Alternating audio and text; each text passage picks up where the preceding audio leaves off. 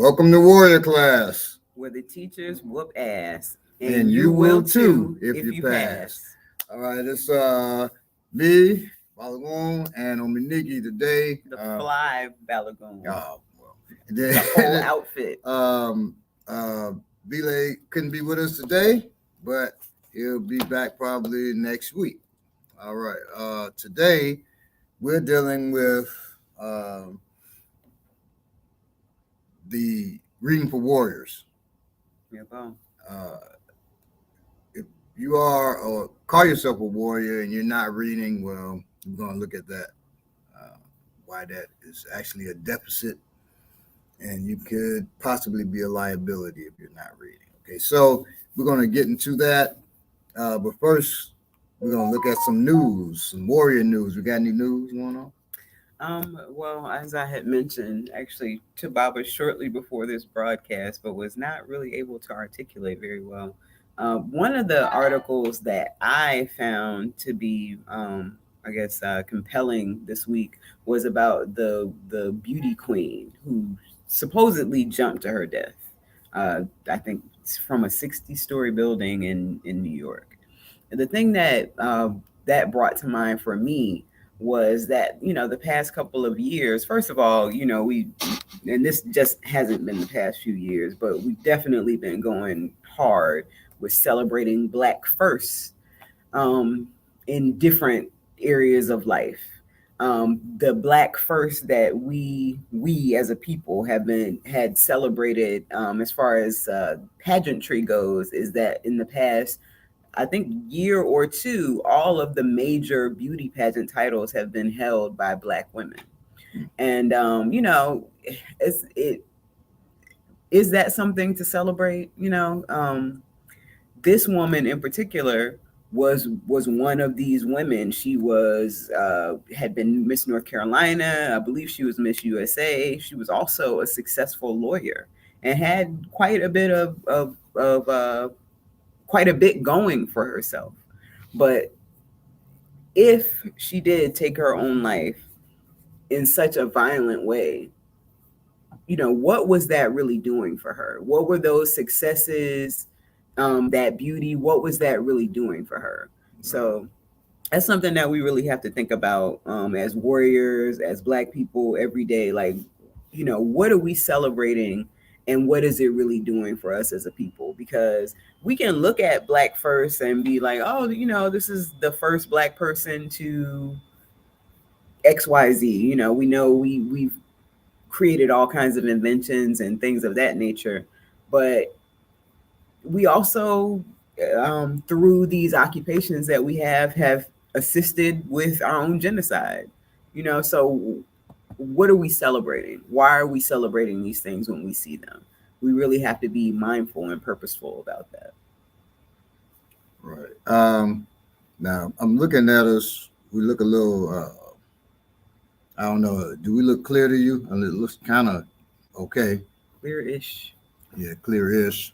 I was trying to see if I could mess with the Wi-Fi here, but I pulled up some other stuff on the computer. So it's better than than the really, really fuzzy, fuzzy pictures that we had before. I'm sorry, did I cut you off? No, you didn't. Not at all.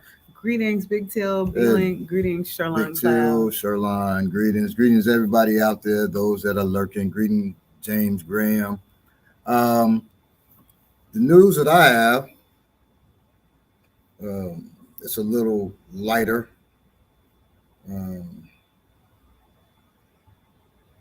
Well, a lot lighter than somebody killing. It's funny because that's, the dynamics has switched. In this instance. So, The Woman King is a movie that's coming out that Viola Davis is producing. People are already kind of tripping, and they're already kind of tripping and just saying, well, it's got a white writer. That's kind of being deceptive, not completely honest, because the main writer is actually a sister. Okay, but they're doing this movie, The Woman King. Now it's funny. Years before, we were working on me, Arthur Milton Davis, some other folks that were one of the directors of the movie Lethal Weapon. It's a brother. We were working on doing a movie on the so-called the homie Amazons. The proper name of them is Minot. Minot is my mother. Okay, the mothers. You see the mothers throughout African traditions. In the Yoruba traditions, they call them Iyami. Me is my Iya is mother, my mother. Iyami. People will say the Ajay, not Ajay. Ajay is the spirit of money. And we all want that. But sometimes we don't want the Iyami energy there. And I won't go into that right now. But there are three types of energies, and two of those types, and sometimes you don't want them there. Sometimes you do. We as warriors do sometimes. But so when you're dealing with the Minot, it was deeper than just physical, it was spiritual. I'm talking about the so-called the homie Amazons. I hate that term. They're not Amazons. That's what white folks call them. Yeah, they don't live in the Amazon. Right, they don't live in the Amazon. And Amazon is a white person. The Amazon ain't even really called the Amazon by the people who live there. That's a white person's term. Right. So the Minot, Viola Davis plays a general of the Minot. I'm interested to see how they, what they do with it.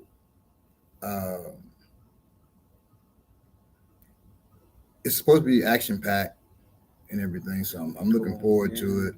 If you don't know who the Minot are, they were in Dahomey. They were warriors that tore the Portuguese's asses up. They would cut their heads off when they came, or was it the French? I think it was the French, or both. There are pictures of them carrying white men's heads all around, soldiers' heads around. They would decapitate them. Skilled warriors. People say they were all wives of the king. That's a lie. That's why they would call them Ahosi. If you hear Ahosi, that's wife of the king. That was not their title. They were the Minot, just so you know. So that movie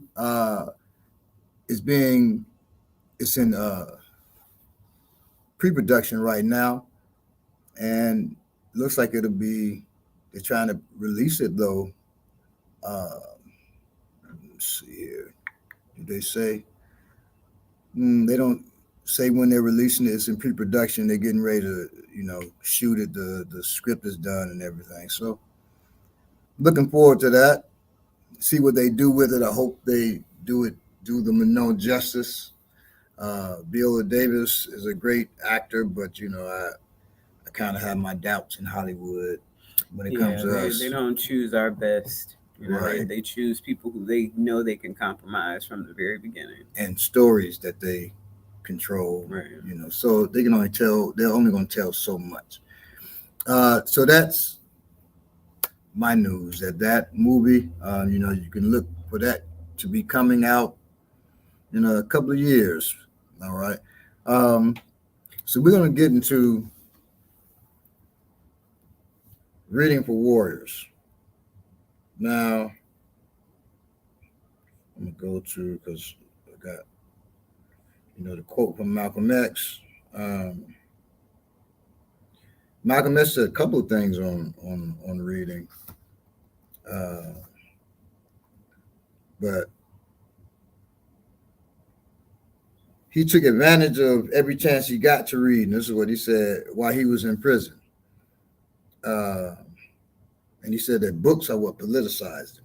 Okay. Books motivated. So Malcolm X said, one book could change a man or a woman's life. Definitely. One book. Reading one book could turn you from Malcolm Little to Malcolm X. It's very important to read. It gets much deeper than that. And we will go into that in just a minute. But Ominique, if you could start us. Between 1740. No, here. Okay. Okay, excuse me. Books motivated Malcolm X to question things that normally he would not have questioned, and those questions ultimately led him to become a leader. Yeah, between 1740 and 1834, Alabama, Georgia, Louisiana, Mississippi, North and South Carolina, and Virginia, they all passed and enforced anti-literacy laws that prohibited enslaved Africans from reading. Okay. Punishments for reading, they were severe and they were inhumane. Or they even would cut your tongue out. Oh yeah, you can't take your eyes right. out too, so you couldn't see the books. And you can't pass that knowledge on to anyone. Right, and this still affects us today, 188 years later since 1834. Right, so we'll say Black folks don't do science fiction and fantasy. You know, people say, and people. I was on a panel and a woman said that a panelist with us who made steampunk costumes, but obviously for white folks, because she said Black folks don't do science fiction and fantasy. She's sitting up there with two other Black people besides her Black self. Right, so that's at least three. Right, and I said, audience was sitting there, you know, I said, raise your hand if you now. Lovecraft Country wasn't out, but I'll say now, if you think about it, if you watched Lovecraft Country, if you watched the Squid Games, right? If I said there, raise your hand if you watched The Matrix. Almost everybody raised their hand. It was about 100 people in the room. I said, raise your hand if you watched Kung Fu Hustle. Everybody. Raise your hand if you watched the Harry Potter movies. Almost everybody. I even said, raise your hand if you watched the Lord of the Rings movie. Of course. Almost everybody, right? And I said to the sister that said that, I said, and every time I do this, I always get a yes, people raising up their hands, right? Black folks raising their hand. I said, see, we'll watch ourselves, or we'll watch, not even ourselves, usually not ourselves, but we'll watch science fiction and fantasy because we just have to give an hour or two. If it's a television show, we're giving an hour prior, you know, each episode. Right. But to read, you're giving 8 hours, 12 hours a week, a month. People maybe a year. Binge watch shows for 8 and 12 hours too, though. So. Right, they can, because they can take breaks away from that, they can invest in it or not. But when it doesn't have us, nobody's going to spend 8 hours. They're not going to spend 3 days. They're not going to spend a week, a month, a year, and they don't see themselves. It's not going to happen. You're doing all this, and you're seeing these Black heroes, and the best that we're going to get is a sidekick. And when I was growing up, we didn't get the sidekick. We got the savage, or the noble savage, or savage, but he was some kind of savage, right? Even when I write now, it's affecting me to the point where I can't use the word savage when I'm talking about a Black person. Even in raps, when people say, you know, I'm a savage. How the hell you call yourself a savage? But I can't write, and a person may have done something that was very savage. I just can't. I cannot describe anything we do or us as a savage. I cannot do it. And I really, when I write, had a discussion with this brother. Well, one author said, man, you don't even read our work. So you don't know what the hell you talking about, right? He said, yeah, because I don't read work. It's called steampunk. You've probably heard of steampunk. Steampunk. Me, Milton Davis, we're two of the creators of steampunk, okay? Founders, if you will. I said, I have never written a story that takes place during slavery. Never. So you don't even know what you're talking about. Reconstruction. I've never written something that took place during our enslavement. Our enslavement took place physically, chattel slavery.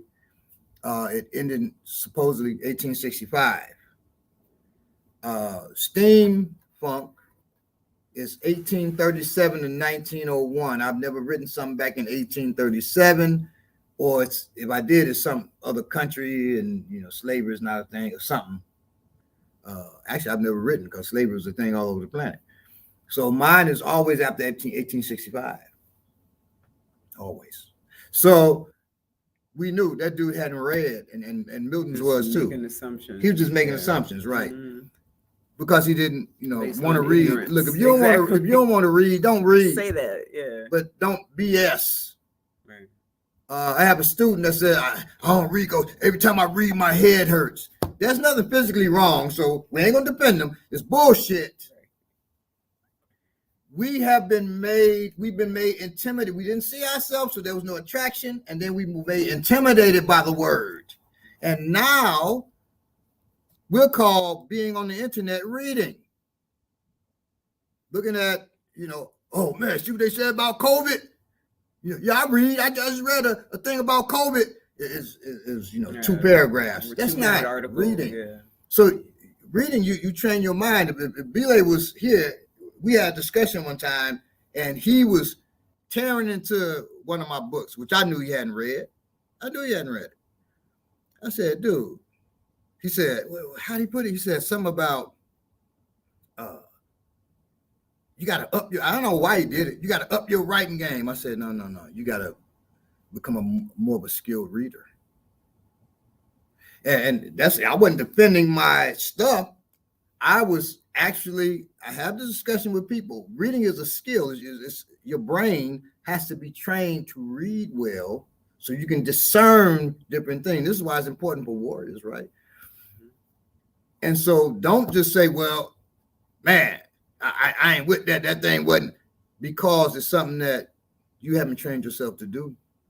Same with somebody said, man, I don't like another student. The student said it hurts his head to read. Told me, I ain't with throwing and stuff like that. I just like striking. I said, well, then if you like striking, that's cool. I like throwing, but I better learn how to strike. Like you best not favor something. You best not favor something because you don't know what's going to happen out there. It's speaking out of ignorance to say that. Just say, this grappling is hard for me. Shoot, every time I try to grab, I can't get the techniques down, or shoot, it used so much of my energy. I got to get my muscles up or something. Be honest. That's the only way you'll grow. Don't use these excuses and make it somebody else's fault. Stop that. Stop it. Even, white man so-and-so, the white man so-and-so. You married, you come in and your partner is laying in bed with somebody else. What was the white man in that scenario? Unless he was a white man or white woman. What was a white man in that scenario? You don't allow it to be. If the person tell you, well, the white man just messed me up, and that's why I cheated on you, you're not going to have that. You're not going to listen to that. You have a child, you walk in, your child's having sex with another person, and they're 12. You're going to snatch them up. You may snatch up that person. The white man just made my libido so high. You ain't trying to hear that. Same way, or they tell you, I'm pregnant, but we ain't had sex in 6 months. I've been out of town. Immaculate conception. It was, the white man, he set up the Bible, immaculate conception. It became a reality in my mind, and then I just had it real. You're going to be like, get your ass out of there, pack your stuff, get out of here. You cheated on me. So let's be real about ourselves, the things we do, our mistakes, our weaknesses, and then we can change them, right? So if you don't read, it's okay, but you should. I would be remiss to just say, well, that's all right. Yeah. I was in an organization, large organization that's well known, and a brother told me, and in the religion that this organization is part of, one of the first things you're told is read. And as Muslims, I read. That's one of the first, or I think the first instruction Allah gave to Muhammad. Read. So you're going to tell me, man, reading, we don't read these words anyway. It's the white man's words. We're speaking in the white man's language. Stop it. And on the other end, I had a student, as I became a African traditionalist and a priest, I had a student tell me, I don't pray, in no white man's language. I don't. I said, we're talking right now. You're telling me this in a white man's language, if you want to call it that. You're telling me this in English. You debate people about this in English. Ogun don't speak Yoruba, Chinese, English, French, none of that. Ogun is iron. So let's stop being spooky. If a Chinese man picks up a sword, that bad boy can cut you just like if a Yoruba man picks up a sword. He's using Ogun the same way you are, because Ogun is in him, same way it's in you. And he can't, he don't speak the language of Ogun, so I can cut harder. Stop it. Stop it. Because it's not true at all. When a baby is born, you take that Yoruba baby and you put him in Japan, he'll grow up speaking Japanese. He grows up speaking Japanese. Does that mean he's not a Yoruba? He's not an African? Absolutely not. But it would be silly for him to say, I only speak to the African gods. You're telling me he doesn't have access to the gods? Stop. All that kind of stuff is foolishness. And it's excuses for things. And we got to stop. All right. So anyway, that's get off my soapbox. Go ahead. So I guess the point, one of the points, is that we need more books with us as the hero. And there are hundreds of great books for us and by us out there. So we need to check them out. Yeah, so today we're not going to give you hundreds of books, but believe me, and you can look them up. I got 40, something like that, 42, whatever, myself. So it's hundreds of books. I'm one dude. Okay. But we're going to give you several each. I'm going to give you 10. I'm going to give you 5 nonfiction, 5 fiction books that all warriors should read. And I can give you something that, if you're just regular Joe, you should read, but we're going to deal specifically what warriors should read today. And a warrior means somebody that's willing to fight for, in this definition, somebody that's willing to train for and fight for the safety of themselves, their family, their community, their people. Okay. And that should be all of us. You're welcome. So reading for warriors, and you read to learn, you read to be entertained, you read to change like Malcolm, you read for different reasons. Reading is very powerful. Okay. Now, every book won't be written by a Black person. I think all mine are, except one is still written by a person of so-called color. It's written by a Native American, one of mine. But the rest are written by Black folk. Rarely do I talk about my books. In this instance, some of them I have to, because unfortunately not too many people are writing for warriors or who are writing our warriors. So it's outside their purview to really write something.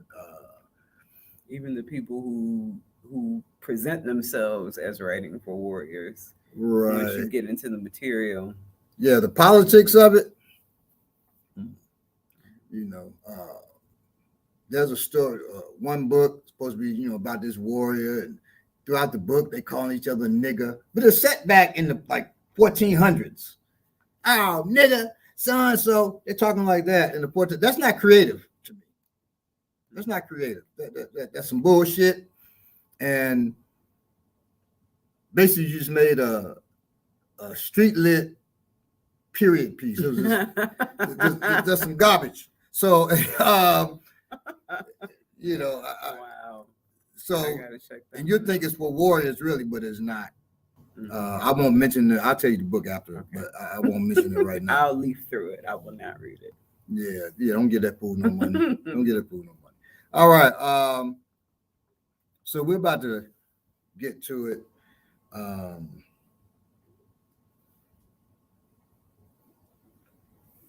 I guess we'll fiction alternate and nonfiction. fiction and nonfiction. I guess we'll start with nonfiction.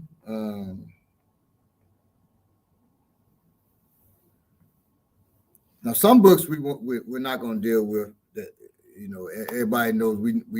Everybody know these masterpieces. Everybody knows. Spook Who Sat by the Door. No need to. Everybody, if you haven't read that, go get that today.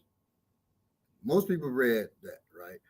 The Myth and Propaganda of Black Buying Power by Dr. Jared Ball. If you haven't read that, go get that today. Oh, I gotta get that. Because you should have read that. The Myth and Propaganda of Black Buying Power. Please get that. Because there's a lot that we fall for. We think we just own it. And we listen to these influencers on the internet. They're so off base. So make sure you get that. I'm pretty sure you've read The Destruction of Black Civilization. I'm trying to give folks the benefit of the doubt by Chancellor Williams. If you haven't, go get that one today. Okay. So those kind of books, those are just three of the masterpieces. Oh, man, anything by Octavia Butler. I mean, everybody. And in fact, when you say science fiction and fantasy, people want to seem like they sharp with it. Oh, yeah, Octavia Butler, Parable of the Sower. Oh, yeah. You know how much science fiction and fantasy is out here. But I had a brother call me once. It was a big event. He's talking to me about, Baba, can you give me the number to so-and-so so they can speak on science fiction and fantasy? I said, you're calling, because I know you know him. I said, you're calling me to ask. I said, I know I can't just talk with him, but damn, I do write science fiction and fantasy. And this dude was like, you could hear the silence on the phone. I could see him grimacing on the phone like, this nigga don't write no science fiction fantasy. He a martial artist. It's silly. I had a guy who I know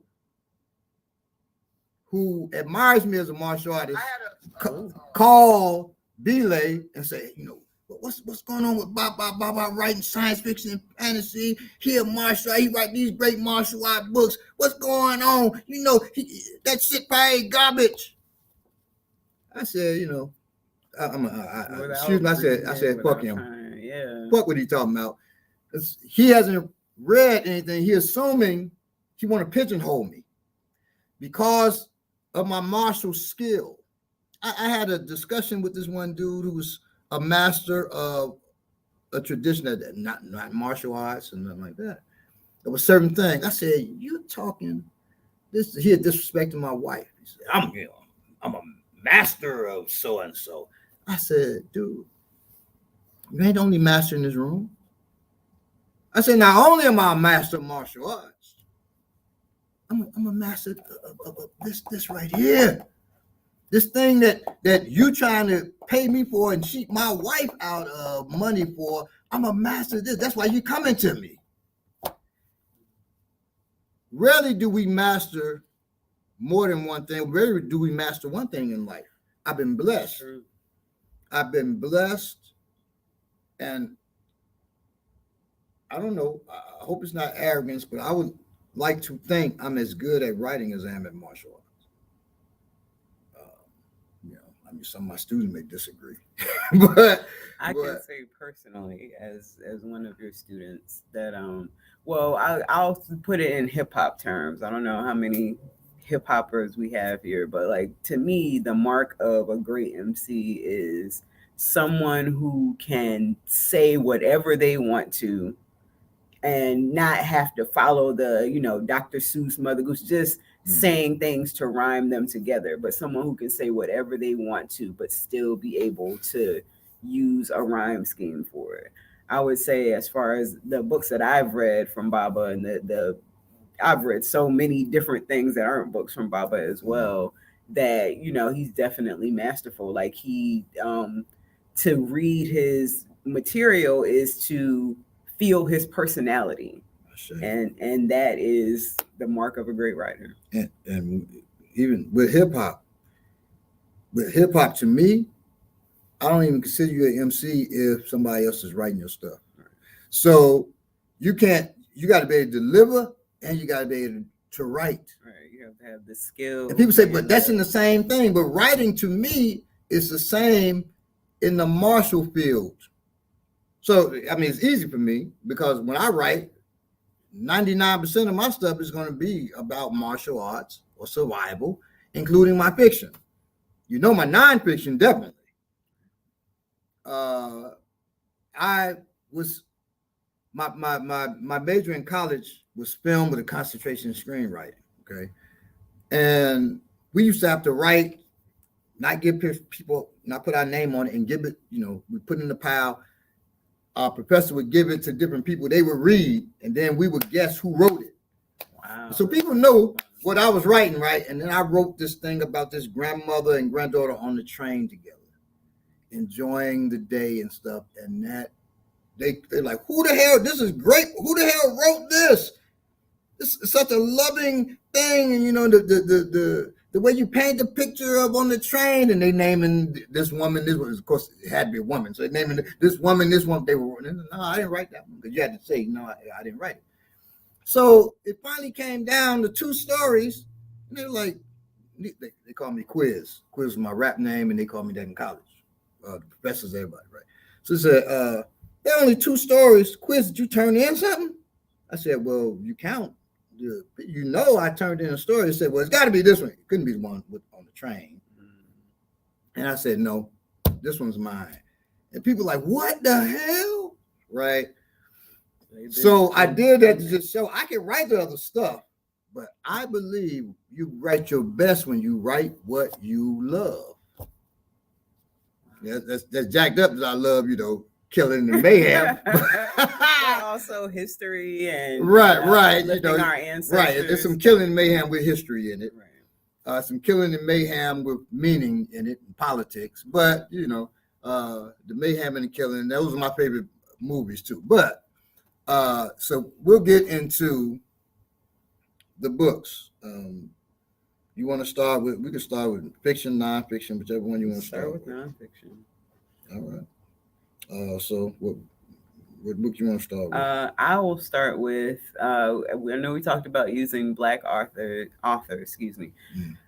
This author is what someone might describe as Blackish. One of those people that kind of had to tell people that they had some Black in their lineage, and that is Malcolm Gladwell. I'm starting with a book called The Tipping Point. And the tipping point is defined as the moment of critical mass, the threshold, the boiling point. And it's basically a detailed study of how things, be those things merchandise or ideas, become popular, and how they get ingrained in contemporary life, public and private. The books of Gladwell kind of show you the way that his mind works, which I think is interesting. The reason why I think this book is important for warriors is because it does show you how things trend, how that starts to happen. When you see that, you can see it in almost anything. There's only one contemporary example that I can think of, and it's so controversial that I don't want to actually say it, but you just start to see how things build. One person mentions it, or someone who is considered now what we call like influencers, start getting people to get into this one particular idea or this one particular product, and then it reaches critical mass from there. There's a point in which it just goes off into the stratosphere. That can and does affect our lives every day. So I think The Tipping Point is an interesting book. I think a lot of the books that I have listed are, and I'm sure Baba too, are about capturing the imagination in different ways. So that's why I chose that book. The Tipping Point. And that's nonfiction? That's nonfiction. Okay. I just realized when I said, okay, I do have some other, there are people of color.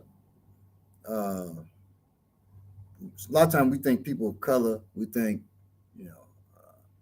somebody that's mestizo, from India or something like that. Well, this is very Japanese right here. It's the Book of Five Rings, Okay. by Miyamoto Musashi. And yes, it's Musashi. You don't say the E. It's not Musashi. It's Musashi. The I is there, but it's Miyamoto Musashi. Okay. He was a swordsman. Shortly before his death in 1645, he retreated into a cave. This is true. And lived as a hermit. There he wrote five scrolls, describing the true principles required for victory in the martial arts and on the battlefield. Instead of relying on religion or theory, which everybody was doing back then, even sometimes now, a lot of cats writing books on theory of martial arts. Right. Musashi, theory of war also. He based his writings on his own experience, observation, and reason. Okay, because he was a famed swordsman. He created this technique with the Japanese where he used two swords, two katana at one time. Okay. The scrolls published as the Book of Five Rings, the five scrolls, right, have an international reputation in the business and martial worlds as a means of resolving differences and achieving success. There are businesses, when you are getting to the executive levels, where you must read that book. You must read it. If you haven't read it already, and a lot of times you read it, you must read that book. I used to do security at this building where you had the Kraft and the Meyer families. I'm talking about, like Kraft cheese, Oscar Mayer, bologna and all that. Well, there are 54 different companies, including a lot of vegan and vegetarian companies under them that you don't know. But they have it on the wall, painted on the wall in the cafeteria and all that. They're on thousands of acres. The one building itself is like $100 million building, the main business building. And on every floor you go to they have reception office on every floor. And they have a security station at every floor. And every reception office and every security station, they have the Book of Five Rings. Wow. So we had to read it too. I was the head of security for them for a while. A friend of mine got shot in the face, not working there, but he got shot in the face. And while I was on the way to work, it was on the news. And I stopped. I called him and said, I can't make it in because my friend just was shot. I'm going to see him. My boss said, I don't give a damn about your friend being shot. We need you to come in. I said, aren't you there? Yeah. I said, well, you ain't doing shit. Same way when I go, I'm not doing shit. I'm just sitting there because we were executives. I'm just sitting there taking some notes and something go down. I said, so you do the job. And I went, and that was into me being there, right? And I knew that. I'm like, you gonna tell me you don't give a damn about my friend? I'm out, right? At least, they always act like they don't give a damn. At least he actually was honest. It was a she. Oh, she, yeah. Old Karen. Now, if her name wasn't Karen, she was an old Karen. Now, if and she wasn't Karen. Now, if I had a so okay, I'll be their boss. Oh, I'd have forever been their nigga. I'd have ever been their nigga. No, I'm out. Now, I didn't even know why I was talking about that. The Book of Five Rings. Yeah. So the Book of Five Rings was all over that complex. I mean, it was, you had to read. I had already read it before, but had to read it again. You got tested on it, questioned on it. They're serious about that. And the one thing where there's another book on here that I'll mention that people know about, and more people talk about it. The other book deals with large battlefield strategy. Musashi deals with tactics.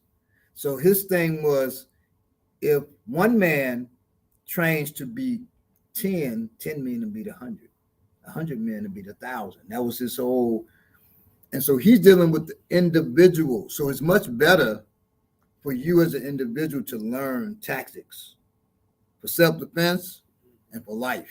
Okay. So that the Book of Five Rings, if you read the 48 Laws of Power, that thing is so full of wickedness, it makes me nauseous.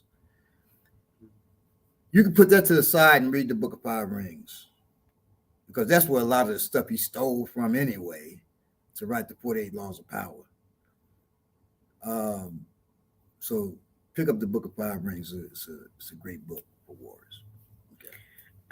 One thing I was thinking about actually while Baba was speaking, because he introduced a non-black author, and I sort of did too with the tipping point, is one thing that I thought of while I was reading the book, and also because we're going to talk about Baba's books also, is we have to be, while we're reading these things, we're able to soak up this knowledge, some of it, very old, but at the same time, politically, we have to make sure that we understand where these people are.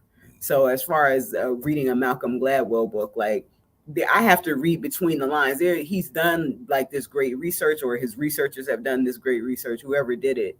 But some of the goodness in the reading is reading between the lines and knowing that there's things that that even the author of the book doesn't know, or at least that person is not acknowledging as reality, but that you have to take these things that you're learning and apply them in a real way. So that's one thing that I just wanted to mention.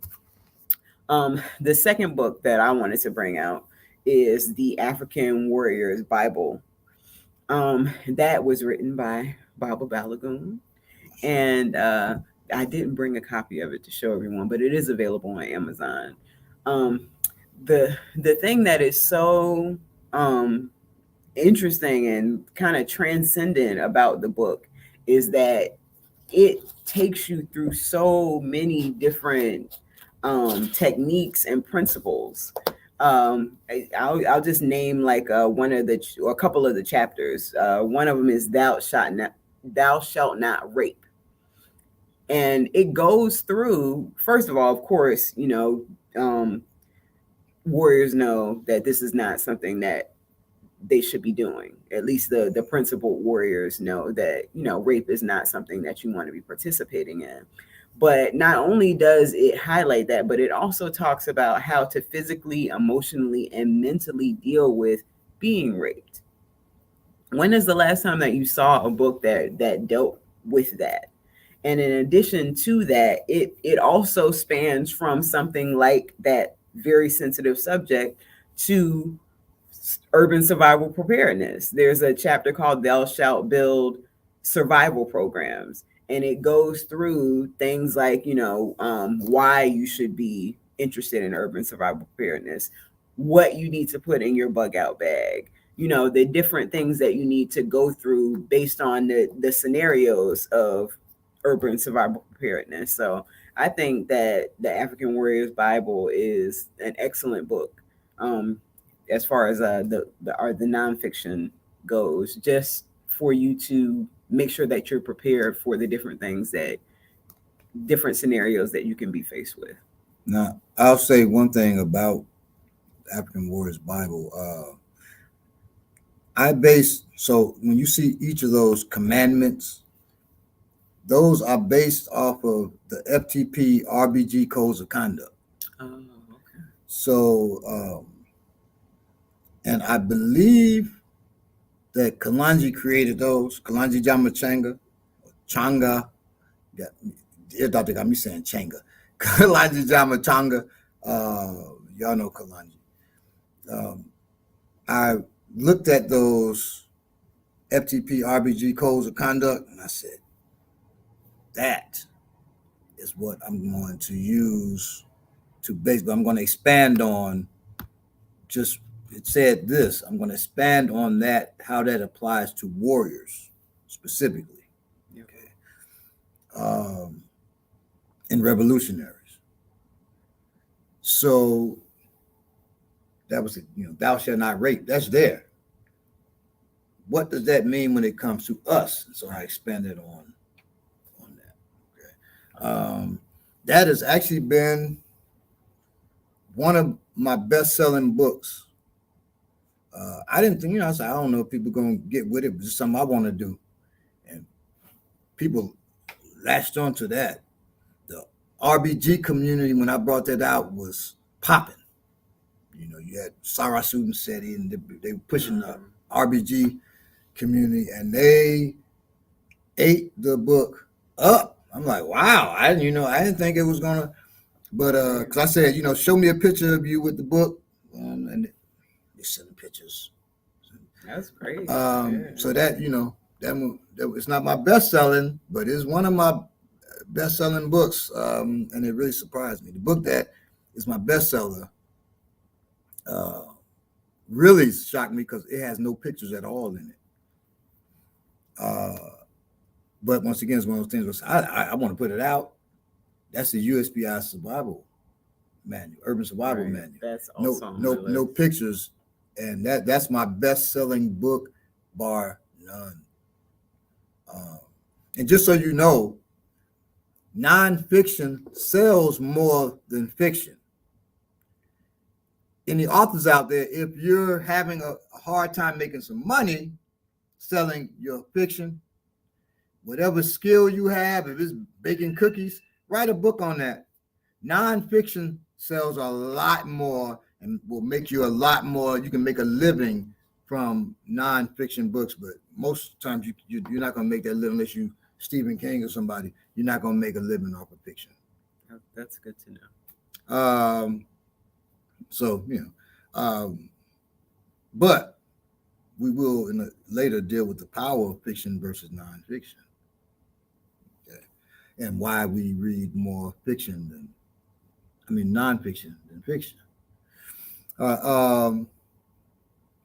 So that was yours. Mine, my next book, nonfiction book, is the one I said, well, it's another book that deals more with larger scale battlefield strategy instead of tactics. Okay.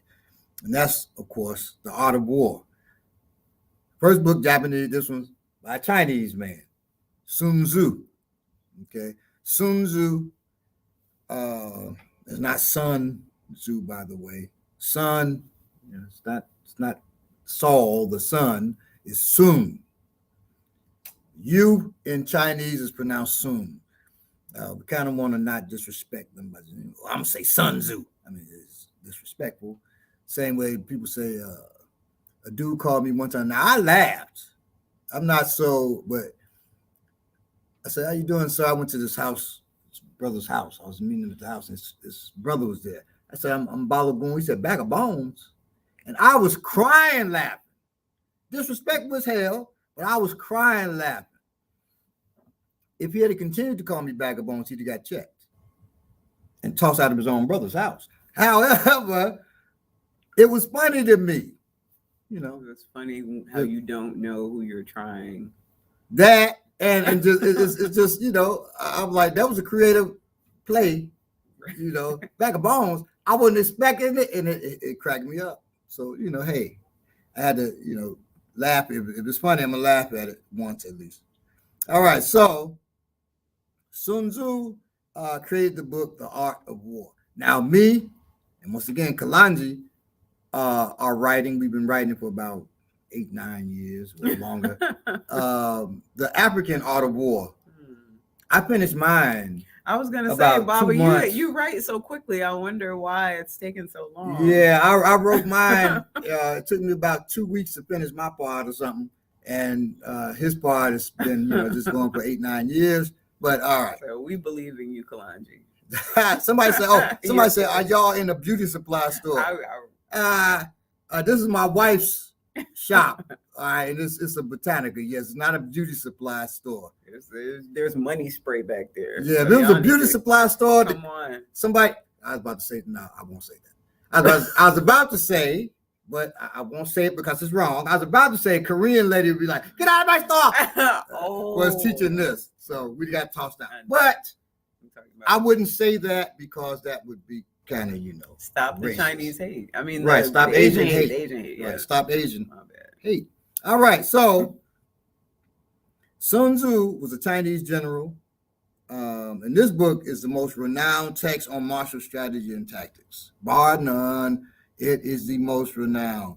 Everybody, who considers themselves a martial scholar has read this. They may not have read Book of Five Rings. They should have, but they read The Art of War.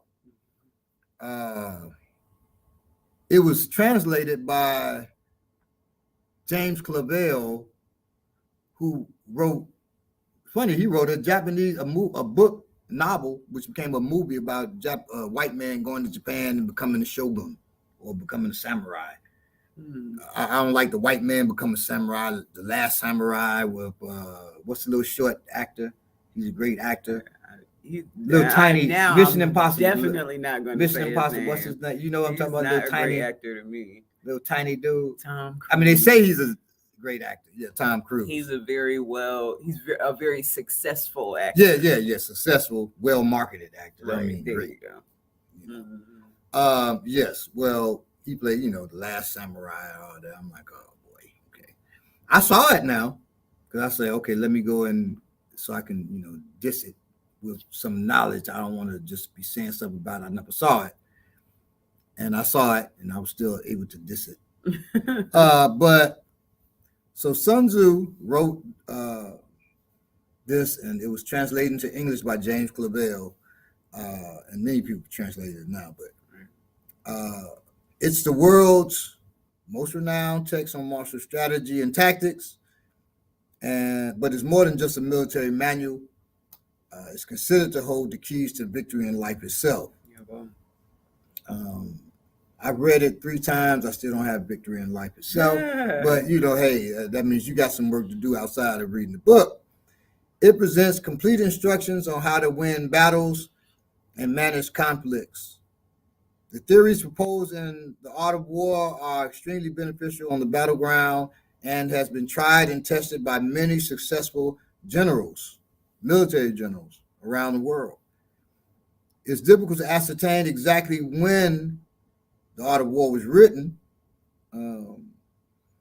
It is authentic, but they don't know exactly when it was written, what dynasty and many historians have ascribed it to different times. So there's still an ongoing argument about when it was written, but what they don't argue about is how effective it is and how valuable it is as a book for military strategy.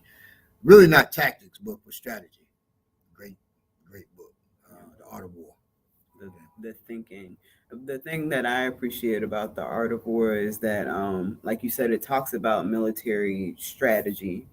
And it includes sort of things that people don't traditionally think about as related to military strategy, like spirituality. Feeding people, all of that, Yeah, everything that is included. So I could see how people think that it's a manual for having a successful life. So that's a great book. And if you don't know how important feeding people is to winning a war, just think about it for a second. Mm-hmm. Think about if you're starving and you're trying to fight. And that's why you got to go with that one, right? So the people have to eat. But also, to win a war, your enemy has to not eat. That's all I'll say on that. All right. So what's your next book? Next one I have is by Dr. Laila Africa, who peace be upon him. He made his transition, I want to say 2 to 3 years ago, but it's called African Holistic Health. And I'm glad you said Laila Africa, not Layla, as people say. It's No. Laila. Yeah. So for me, when I read the book and what I feel like it would do for others is it changes your perception of how and what to eat to remain healthy. And it also shows you the roots of many of the dishes that we love, that the roots of those dishes lie directly in colonization. I remember one example. I remember a lot of things that he said, but one example is how he talked about how the reservation schools, he jokingly talked about how they teach you to make pancakes. And the thing about it is, that's sort of survival food in a way, but that wasn't the food that those people were thriving off of. Just like the things that we ate at the time that our people were thriving look absolutely nothing like the things that we're eating now, the things that we're comforted by, the things that we wake up in the morning and go toward. So the great thing about Dr. Africa is that he starts to reorient you so that you can make the changes that you need to make. And just like Bob was just talking about with the art of war, how important eating is. Like if we're warriors, we want to make sure that the particular kind of warriors that we are, African warriors, we want to make sure that our people are able to go off into the future and thrive. And to do that, we do need a holistic view of health. Yes. She's talking about that. I'm about to grab my tea right now. This is matcha tea. So people would say green tea, but it's a lot more than that. It's got mushrooms, it's got different things in it. So just so you know, real matcha. If you buy Lipton matcha, that's jive. The number one ingredient, I think, is sugar. Well, I mean, we have to watch out. This is a slightly off topic, though we're talking about holistic health. But I'm vegan, and I have been for about 12 years. So you see so many changes in the community as far as like now there's all these impossible, and all these other incredible burgers, let's say. But the thing about that is when you start seeing these different major companies latch onto that is your indication that you need to stay away from whatever product that they're making, because they are only doing it to latch on to a trend and make money. And, Bill Gates owns the Amazing Burgers and Far Beyond Burger too. Right. So just so you Far know, Afield Burgers. Right. Exactly. Our processed food kills people. It doesn't matter what kind of processed food it is. You just stay away from it. But yeah, that's it's an important distinction. Yes. Now, my next book, nonfiction, because my phone went dead. Oh no. Not dead, but my next one. This one happens to be by me. You see, I've read my own book a lot. You see, it's all warped in the. It's Ori, the African Warrior's Mindset. Belay's on the cover there. And yeah, Belay's on the cover getting smashed up by Amosun. He's catching the elbow from Amosun. But only in pictures.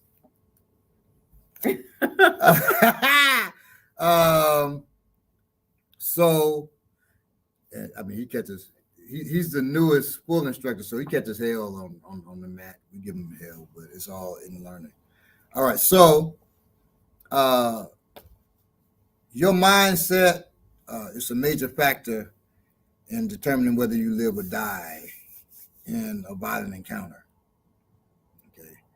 In fact, more than your physical attributes, your mind is more important. Your mindset is important. It's a major factor whether you build a go bag, just in case everything falls down. It's whether you train to protect yourself and your loved ones. Shit. Whether you read this book at all or any other book, whether you train yourself to read, that's your mindset. Okay. If you're walking down the street and you see 5 people and they're staring at you, they got a canted stance and serious looks on their faces, and you say, well, I'm not a punk, I'm walking right through them. That's your mindset. If you cross the street and say, shit, they may be on something, that's your mindset. When you get on the elevator, white woman clutches her purse to her chest, that's her mindset. Okay. That hurts your feelings. That's your mindset. It's all down to mindset. What happens during encounters. Okay. So it's very important. So I in thinking about that, I said, well, let me give people, Ori means your head. And it's 3 levels of your head. It's your head, your outer head. Okay. It's your inner head. And it's your divine head. Okay. Your head, your inner head, which is represented by your navel, and your divine head, represented by your big toes. And if you want to know why it's that way, you read here. So we're dealing with the mindset from an African perspective and how it directly pertains to warfare, how to avoid violent encounters, and how to deal with them if you happen to be in one. So that's why I recommended any of my books this, because it all starts with your mindset. If you're watching this video, that's your mindset. Mm-hmm. It made you watch this video, because if you have a mindset, I ain't watching that fool. I don't like that fool because he missing teeth. That's still your mindset. That ain't hurting me. That's your mindset. Well, why is it important to right, be to a warrior? You? Yeah, that there's a lot of people walking around who this does not interest them whatsoever. Right. Yeah. Who cares about war? I had a dude tell me, and people get shocked. I don't do anything aggressive. That includes eating aggressive plants. So I don't eat garlic. And people, what? I said, that's his mind. People just like to say things. That's his mind. Too. But once again, if that's his mindset, right, why you just like to say things? Right. Why you want a reaction from somebody? Right. Exactly. All mindset, So a lot of stuff don't upset me, because I'm like, that's that person's mind. I have to think of, why is their mind like that? And if their mind is doing something to offend me or is a danger to me, how can I change their mind or quiet their mind? And you can take that however you want based on your mindset. What I mean. All right. So that's Ori. All right. The African warrior's mindset. All right. I know that we said that we wouldn't necessarily touch on this book, but I included it in my list, and that is The Destruction of Black Civilization. The reason why I included it with a warrior's, a list of books that are important to warriors. And the reason why Baba talked about it being a masterpiece and all of that is because, again, the capturing of the imagination. If we're teaching warriors, young warriors, people who are older, who are starting to kind of see what is really going on out here, it is important for them to know what's at stake.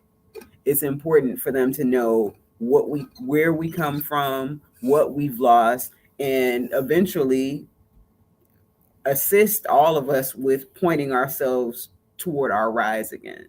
And I think that's one important part of the destruction of Black civilization, is that it gives us so much information about where we come from and the things that we will eventually get back to. So, yeah, it gives a blueprint for building a world in there. It talks about the things that need to be done. Somebody, Big Chill said, Balagoon's missing teeth. I don't know if you're being kind or cracking a joke. All my teeth are gone except 8. And it had to be done. So my teeth were causing me such problems that I couldn't breathe when I lie down at night. And I was saying it was other things. I was lying the wrong way, but nothing would work. And then I had divination, and it told me it's my teeth. Went to the dentist, teeth were taken out. Students helped me get it done because it was expensive. They didn't give me money. They helped pull moves to get it done, right? And the night after my teeth were pulled, I slept like a baby. And I haven't had issues with my breathing except when I caught COVID since. So now I got to get the reason, and it happened right before COVID that it was taken out, and that's why I haven't had the dentist put in. And really, I was going to get the implants put in, and I've since studying people having problems with the implants. That scares me. All kinds of infections and going insane because you got the heavy metals in your head. Got something sticking. So that scares me. So I'm gonna get the dentures, and when I get the dentures, because I'm gonna get the expensive ones, I'm gonna be a skinny. They can be like, man, like Paul Mooney said. Paul Mooney said that nigga grin. I'm gonna be a grinning. You gonna, because I'm on every penny spent for that. I'm gonna get my money out of them. I'm gonna be grinning like a mug. That stuff don't even make no sense. I'm like, oh man, I'm sorry I broke your arm. I'm gonna be grinning. I'm gonna be a grinning nigga. And y'all say that nigga grins. I'm like, yes, I do. Yes, I do. I'm gonna grin at that. Okay? I believe. All right. Now my next one. This is by a Native American. I'm feeling bad now. Like, damn. Okay, I'm the only Black person that This is by a Native American. Okay. Now, my wife would be saying, but dear, both sides of our family, and this is a Native American.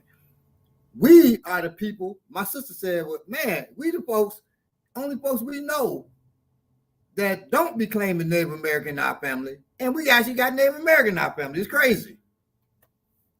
So she was like, well, you got Native American, so it's okay. No, I'm an African. Let me make that clear. When I found out we had such a high level of Native American, my wife's family does too, higher than we do. But you see her, Africans see her, Yoruba see her in Yoruba land when she goes to Africa every 6 months. They think she's Yoruba. So when I saw it, I tell you, I got lightheaded. My chest hurting. I said, what? I was almost out of here. And then my wife said, oh, babe, on your father's side, they're from the Congo. Beep, came back. I came back like, oh, okay. You gonna tell me I'm not African? I'm out. But I was thinking. What were the natives? I said, what were the natives? Well, where did they come from? Research telling, that's from my mother's side. But natives don't do DNA things to give their information against their culture. So you have to research. And the way you find out, so I did this, just so you know, I did African ancestry.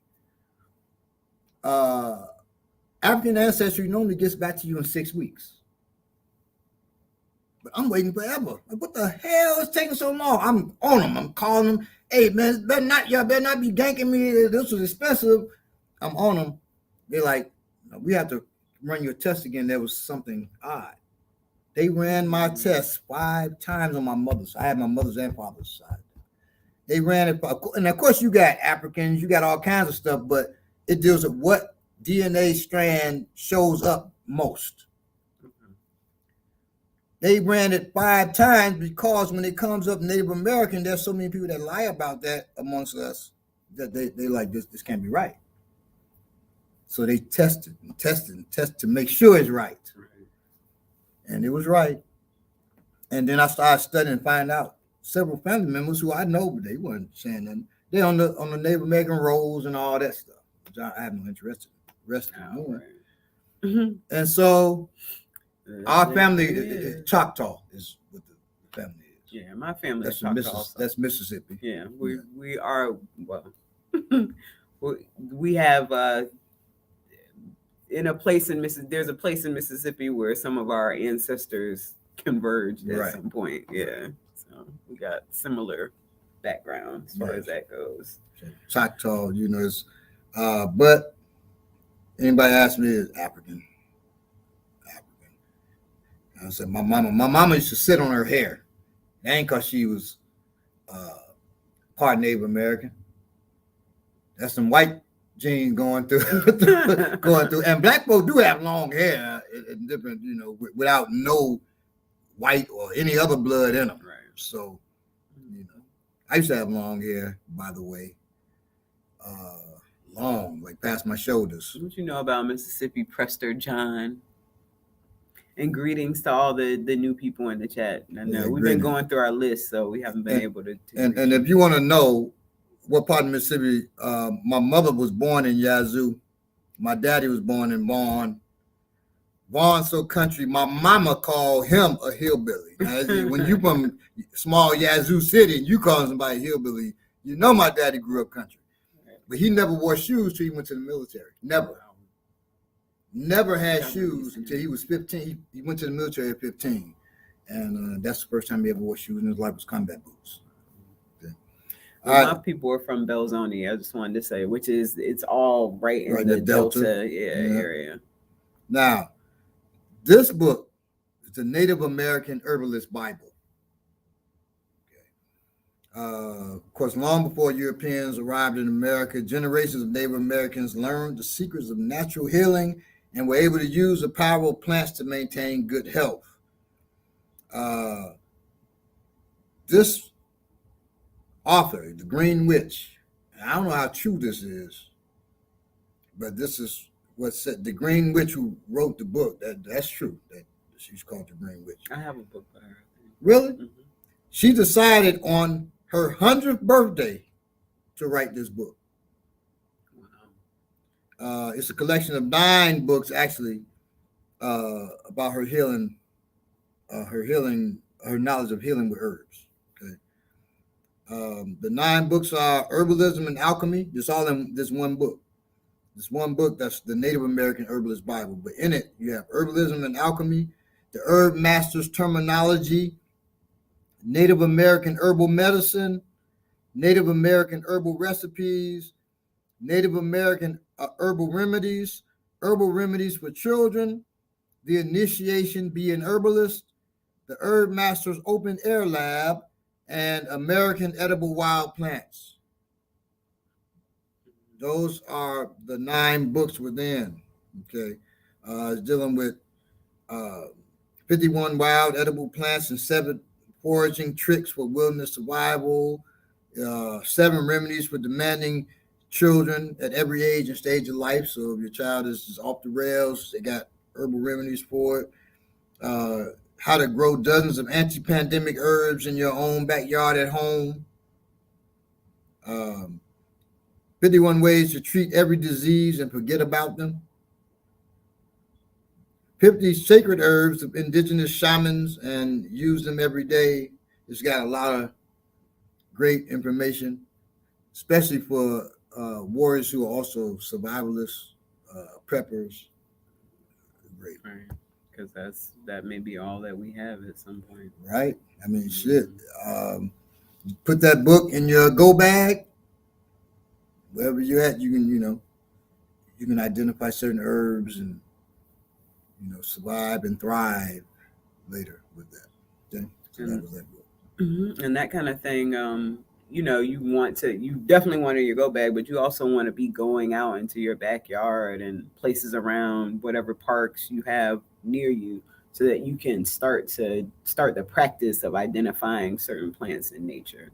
Because it's not easy at first, but after a while you start to recognize things.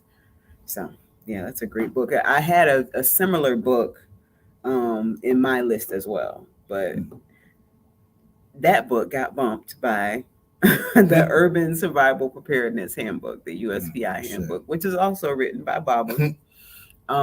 The important part of that book, and I know I mentioned that some of that is in the African Warriors Bible, but the important part about the USPI manual is that it focuses on urban survival preparedness.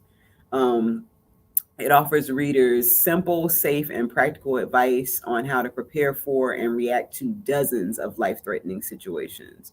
Whether you are caught in the city during a major earthquake or experiencing police terrorism in your neighborhood, it is always important to be prepared, not just with equipment, but with knowledge of how to survive any dire situation. So I would definitely strongly suggest that the family go out and get this urban survival preparedness book. It's going to teach you, as I talked about with the African Warriors Bible, it tells you the different things that you need to have for your go bag, and it helps you get into the mindset of being able to move forward in these very dire situations. Now, somebody said my grandma's father's Chinese. He came during the time of the first Opium Wars to escape British colonists. And then somebody, that's Big Two. Okay, Big Two. And do you know any history of any Asian living, settling, or trading in the area, and why they were speaking through I was that? talking about Mississippi. Oh, okay. Now I do know. It's funny. I know some Asians in Mississippi. I was gonna say the same. Who lived in so on the block where my Aunt Jack lived. There's his family, and these two boys I used to play with when I used to go to Aunt Jack's, George and June. They were both half Korean. And their mother, my mother knows her name, but their mother, she was doing herbs and stuff, and I just remember them also having hundreds of rabbits.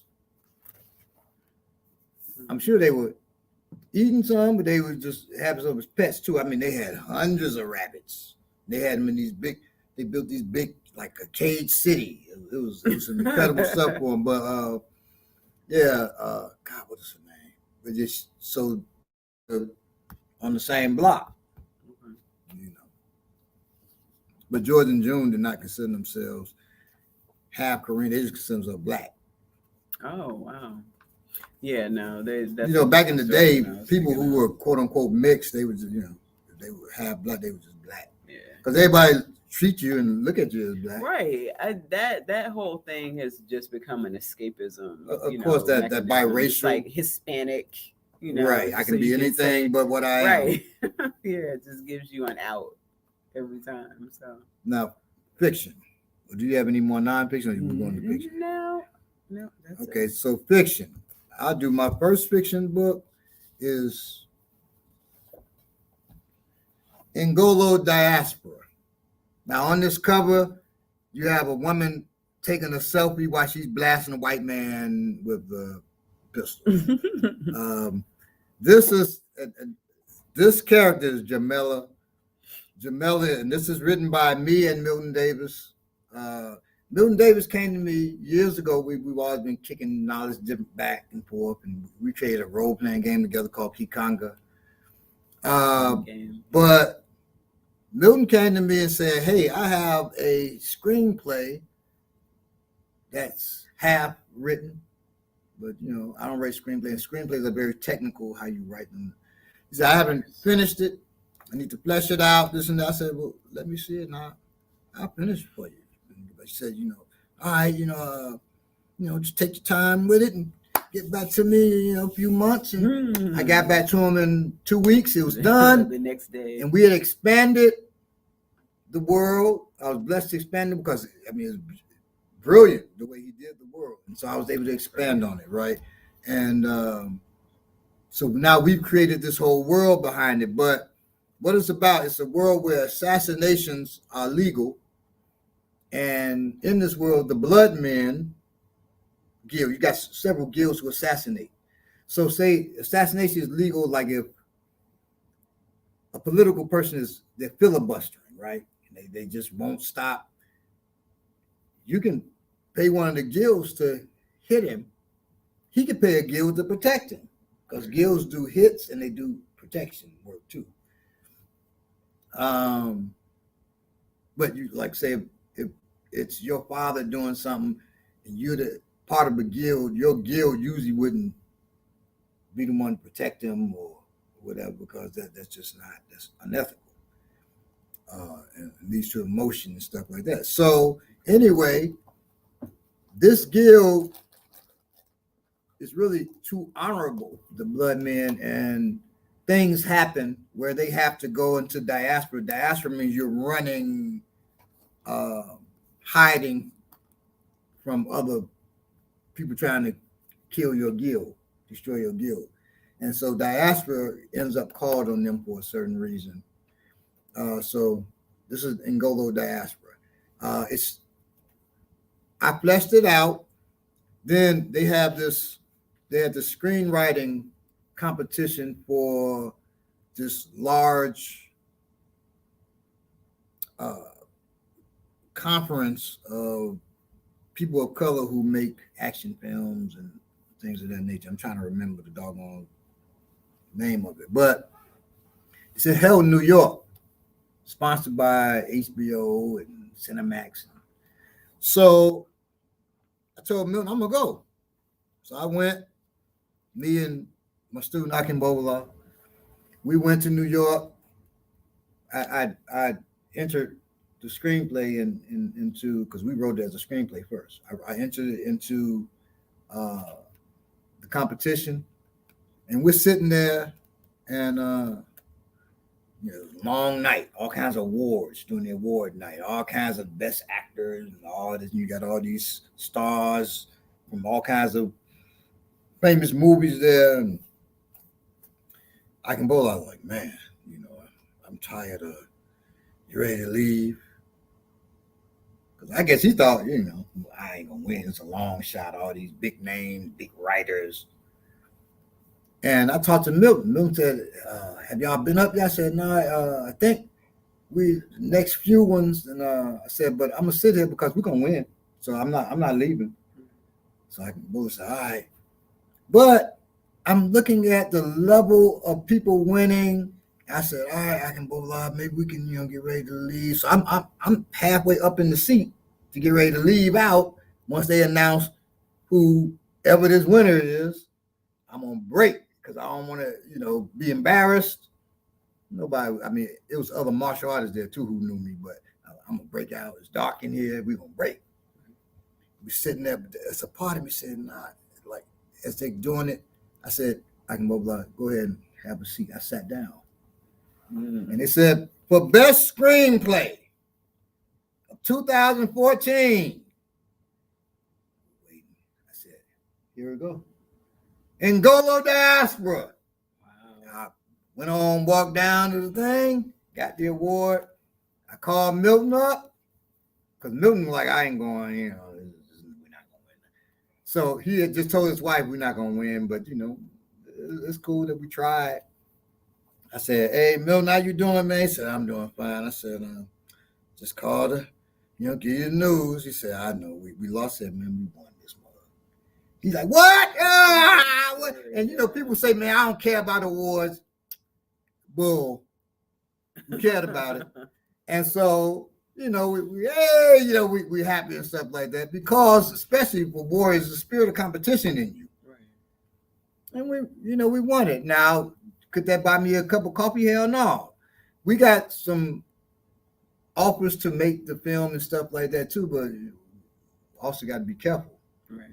So, a certain actor looked at it who was like, well, thinking of doing something similar. I was asked, to do something similar in this role. I said, this mug turns out to do, we suing the hell out of him. So he best do his research because it is copywritten. copyrighted. You don't say written, copyrighted. So that's Ngolo Diaspora. With Ngolo Diaspora, we have a comic book, Ngolo Diaspora, and we're working on the second issue now. It's going to be kickstarted and coming out. So it's got the comic with it. This is really not a children's book, though. So I'm warning you. And this is not a children's comic either. It's not. I tried to get my son to read it. I was like, oh, no. Yeah, it's not.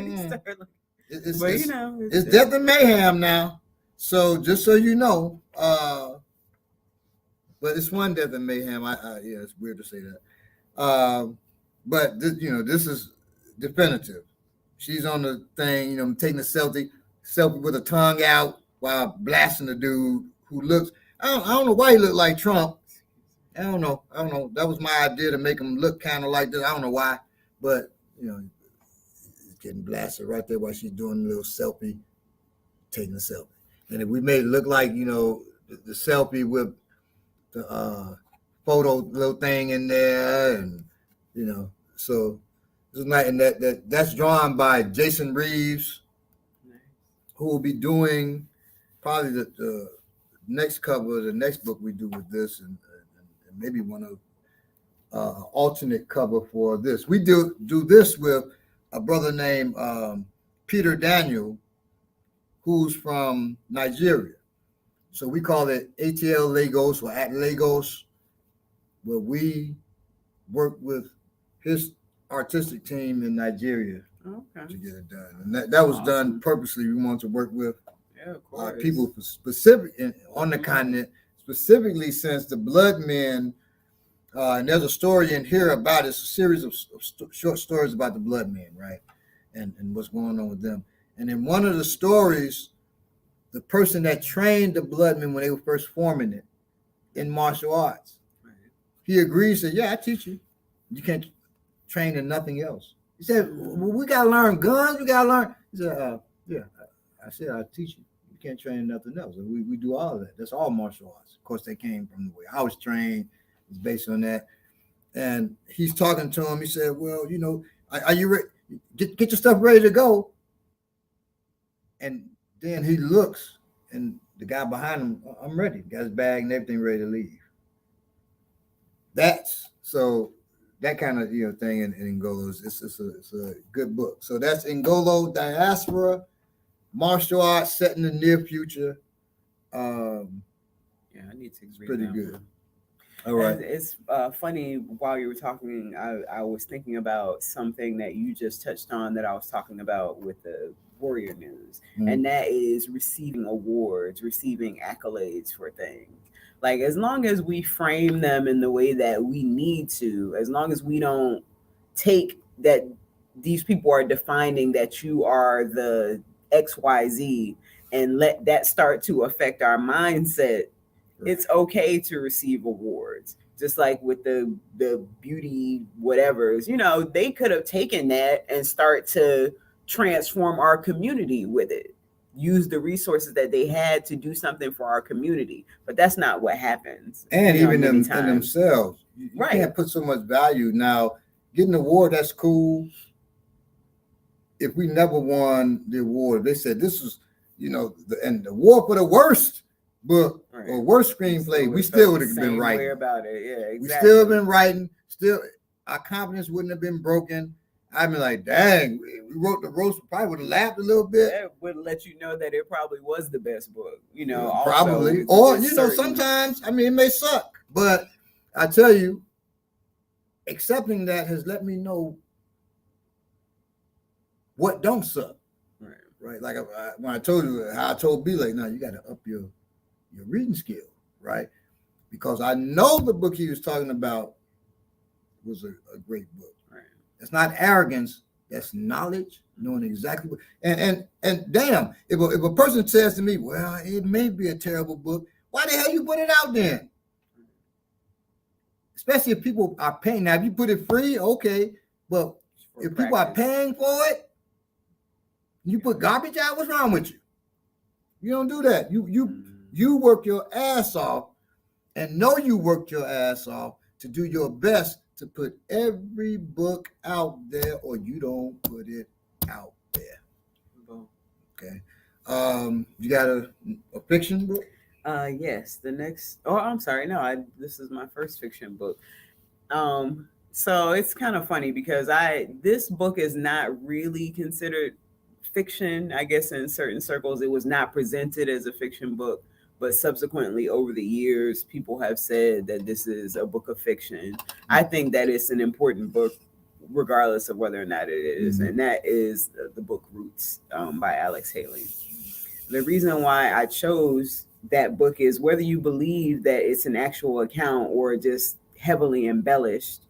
Um, Outside of there's a local brother here called Mwalamu Baruti. He's written a book and does a yearly lecture called Kebuka, in which he basically goes through the very realistic parts of the Ma'afa, and particularly the middle passage. He describes it in detail and the kinds of things that happened to us at that time.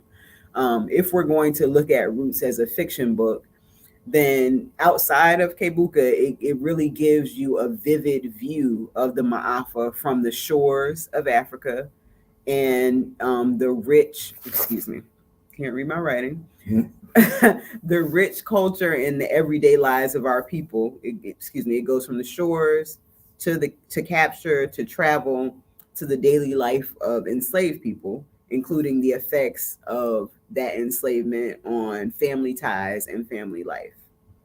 Again, it's a thing that helps capture a warrior's imagination as far as some of the things that have happened to our people.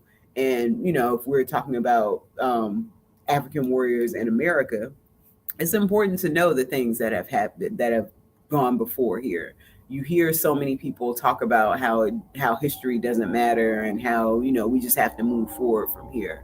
But a lot of times, someone else who I will quote, Dr. Umar Johnson. I've seen one of his lectures where he talks about how if you have a car and your car is not working properly, you do have to move forward and all of that to get the car working again. But if you haven't studied how to do that, if you haven't studied the parts of a car and the different mechanical functions of a car, you can't go forward in fixing the car. So it's important that our warriors do know the things that have affected us in the past and really have a realistic view of what those things were like, so that you don't take it lightly when certain things are said in your presence, and you don't take it lightly the things that you should be doing every day to get yourself and your people to the next place, to the next plateau. My phone just died. Like really, actually died. Yes. All right. My next book, and forgive me, y'all, is like I said, I looked for other books that were in this, for warriors, and people really just, I mean, they don't consider themselves warriors, or they're just writing BS, or I don't know. This is Once Upon a Time in Africa. Also written by me. Now, this is published by, you've heard me say his name a couple of times today, Milton Davis.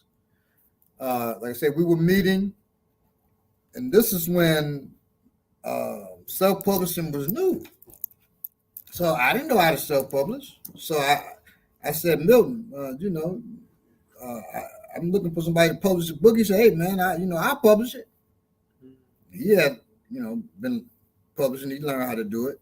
And so I said, sure. I think I became the first other author that he published besides his own. And we did Once Upon a Time in Africa. Now, Once Upon a Time in Africa, I had written as a screenplay, and I realized this would cost hundreds of millions of dollars before they were doing $100 million film. Right. And I was like, it doesn't make sense to keep going with the screenplay. I'll write it as a novel. Okay. And so I wrote it as a novel. It's about Aishu Sheke. Sheke is a princess, if you will. And her father and mother, they're desperate to marry her off, but she's tomboyish. Okay. But Alapin, her father's the Alapin, the emperor of the Empire of Oyo. And he consults the oracle and says, well, Eshusheke must marry the greatest warrior in all Onile, Africa. Okay. And she says, well, how can that be possible? The greatest warrior is my teacher. And my teacher's a woman. So he's like, well, we're going to throw this tournament to determine who the greatest warrior is. So this brother, Akinkube, he's a young dude. He's great at fighting. He decides he's going to get in the tournament because, he's seen Aisha Shake. He likes it. And she's like, this dude, I'm going to go and, really, he wasn't at first. The war chief is going to get in the tournament. And they're like, yeah, we marry her off to the war chief. This would be great. Mm-hmm. She's like, no, I'm going to pick who I want to be with. Let me go see what this war chief's about. Kinkube cleans up the war chief's stables and stuff. And the war chief is going to fight a battle. Kinkube sneaks into his house and puts his crown on it. That's punishable by death in real life. He puts his crown on. The crown is beaded. You can't see the face. At the same time, Eshusheke comes there and challenges who she thinks is the war chief. And he can't say, hey, I'm not the war chief, because he knows he can get killed. So he has to play it off like he's the war chief. And they fight. And she's like, damn, this dude can throw down. And so she begins to like him, and they create this they create this relationship where she thinks she's creating a relationship with the war chief, and then she finds out. And she's sent on missions to help him because he gets jacked up. It's just a lot going on in here where it shows her warriorhood, and she's saving him. And then it shows his warriorhood, and then the tournament comes up, and he tells her, I'm going to win the tournament. She still thinks he's the war chief. And his mother figures out this dude's getting, oh no, I can't let him. His mother is the one that teaches her. Oh, okay. So I can't let him get in the tournament. So the husband said, yeah, whoop him, beat him so he's out in there, because if he gets found out, he's going to get killed. So she gets in the tournament. Of course, the mother, she puts on a mask because it's supposed to be all these men fighting for the princess. And she's the warrior with 1,000 scars. So that's why she wears this mask, supposedly. And she is whooping ass all through it. And it comes, and I won't go into, but there are wars come from all over. And they all got certain stories going on and things they have to deal with. And at the same time, there's a pressing force coming from the east. You can kind of see on the cover. I won't say who they are. I won't say Arabs or nothing like that. I wouldn't say nothing like that. But it's this oppressive force coming from the east to take Africa. And so the fighters have to decide they're going to continue in the tournament, or are they going to fight against this oppressive force. So that's Once Upon a Time in Africa. Okay. The beauty of this is the foreword was written by Charles Saunders. Now, Charles R. Saunders coined the term sword and soul. This is a sword and soul book. You've heard of sword and sorcery. Well, he wrote the first Black sword and sorcery book that hit in a big way, immoral. And they asked him, what would you define your stuff as? He said, I would call it sword and soul. And so at first, sword and soul was, just sword and sorcery told from an African perspective. And then we began to expand and tell it from also includes epic fantasy, not just sword and sorcery. Okay. But my first encounter with Charles Saunders was Dragon Magazine, number 22, I believe it was, where it's an article out of Africa. that he wrote, and he's talking about the African, monsters in Dungeons and Dragons, all European type stuff, dragons and all that. Mm-hmm. And he writes about the African creatures and monsters could be used in your campaign, which led me to writing African characters and all that in Dungeons and Dragons before creating our own game. But when I first read it, I said, damn, this white man got it right. And I told him about this, and he cracked up. He's black, he's not white. I just assumed somebody writing like this on this level about it is bad, because I was writing the stuff, I was nowhere near his level. I'm like, that's a white man. It was a black man. I was assuming, just like a brother did this video. He's a well-known DM. He did a video about all his life. He's been playing Dungeons and Dragons 40 years. He's the only black person. He said, if you find more than one black person at a table playing Dungeons and Dragons, it's like finding a unicorn. I hit him up and said, I had a table. The whole table was black. It'd be 30 people trying to play, all black. We had to turn people away. And he's like, well, I guess I found a unicorn. And on that post, my comment there, 100-something likes, all kinds of people commenting, like 30 people, all from Chicago. I didn't realize till just, a couple of weeks ago. All the black people had the same story from Chicago, that their table of Dungeons and Dragons was all black. Mm-hmm. Chicago players of role-playing games, it was popular there, and our whole tables were black. It wasn't like we the one black guy with a bunch of white folks.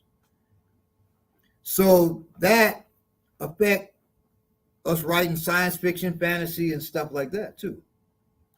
Because a lot of people who played those games, it led them to playing, to writing fantasy and stuff like that. In fact, a couple of the guys who write the Marvel movies, they played Dungeons and Dragons growing up. The Wachowski, they're the Wachowski sisters now, but they're the Wachowski brothers. They played Dungeons and Dragons. They went to my high school. I'm older than them though, but they went to my high school, Whitney Young. So you always, this stuff leads to other things, right? Mm-hmm. And other places, I realized didn't have the same experience, but Chicago, for some reason. That's dope. Yeah, so, I've been blessed all around. Like, man, I'm glad I grew up where I grew up. A mentally strong black population that doesn't allow... And you're going to do what you're going to do. Right.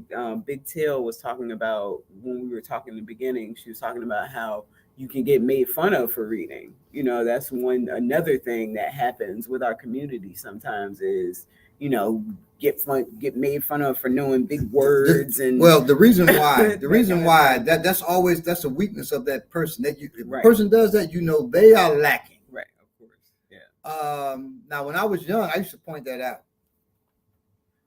I wouldn't recommend that. You don't want to just hurt somebody or whatever mentally, even though they're trying to hurt you, unless you depend on your life. But I used to be like, dude, you're trying to break on me. You're doing this because you can't read, or you don't understand this. Blah, blah. But I could also do that because I can fight. Yeah, that's true. And so the person knew I could fight, so it didn't go no further. Right. But I know some people who do that and they get jumped on because the embarrassment is so strong in that person, and then you threw it back in their face. So yeah, and that still happens, that people will try to make fun, or that's for white folks, and I don't watch Transformers any more movies to this day, because I think it was Transformers 2, where two of they're supposed to be black Transformers. They reading for chumps. I said I never watched Transformers movie. You got the black one saying that, right? I don't watch those movies for a different reason. And so, probably many reasons why, but so it's yes, some people would have made fun of you for that, and will. Now, one thing also I always tell people about Chi-Town too, and I'm definitely not saying Chi-Town is a better city, because I'm not there. out of there. I live in Atlanta, right? And I'm not saying Atlanta's a better city, to be honest with you, but I wouldn't raise my children in Chicago anymore. I have some that were raised there, but they little, and we got the hell out of there. Now, one thing I'll say though, when I was growing up, I remember walking home one day. I didn't have my backpack. The gangbangers like, hey, they call me Professor. Hey, Professor, where your backpack at? I said, I left it at school. I didn't have, nothing to do today. I didn't have to bring it with me. I said, hey, man, look, you better have your books tomorrow, man. Don't be up there bullshitting in school. Don't be bullshitting in school. I said, I'm not bullshitting. I said, yeah, well, have your books with you. Even if you don't have no work, read some of the mugs. They were like that. And my mama didn't ask them to do that or nothing like that. They were like that. And then they would, the leader of the unknown vice lords, which was like on our block. My cousin was one of the heads of, he's a 5-star elite of the conservative vice lord nation, which was a big, but we had a smaller like offshoot, the unknown vice lords on our block in our little neighborhood, right? The leader, Earl, came to me and said, hey, I want you to teach all the brothers to play Dungeons and Dragons because I want them to learn how to strategize and work as a team. And so I'm teaching them, and I've had people say, well, did they understand it? Man, they got that job immediately. What are you talking about? These aren't idiots. They got it immediately. And they were playing after I stopped and moved on to another game. They were still playing Dungeons and Dragons. They bought all the books, all of that. Earl said, hey, you know what? You want me to get you the so-and-so book? I said, no, I don't really be playing Dungeons and Dragons no more. I've moved on to such and such game, which I won't name. I'm not trying to get them no money. And he said, well, I'll get you the supplements for that. That's how the gang members and stuff were back home, right? Whole different mindset. That's why I tell people, again. And I've written a couple of articles on that and said the gang members were serious. They saw you had potential for school or whatever. They made sure you took your behind the school. If, they say, okay, Dungeons and Dragons, I'm with it. They would just give me comic books sometimes. Hey, man, got these comic books. I don't know where they got the comics, but I got these comics, man. Here go some more in this box. Take what you want. It was like that. Okay, so it was a very different energy, yes, back home. Very artistic, very creative. I still like it. My wife likes it. My wife's from here, but we go to Chicago a lot, and she likes it there, loves it there, I believe. But I see the difference. I was so proud. I remember the first time I took her to Hyde Park. I'm gonna show her black folk doing the arts and it was 99% white and Asian. I said, oh my God, what the hell happened? And she went to one of the stores and talked to the owner, and the owner told her, yeah, your husband's right. It used to be black. But she said, I'm holding on and I'm hoping it turned back like that, but I don't think so. I don't think so either. Chicago's highly, highly, highly gentrified. Particularly Hyde Park area. They took it. So anyway, so that's Once Upon a Time in Africa. You have another fiction book?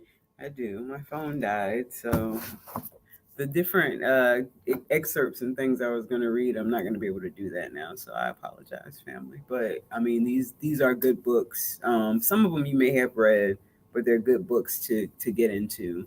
The next one that I have is by Toni Morrison. It's called The Bluest Eye. It was her debut book, and it was written a really long time ago.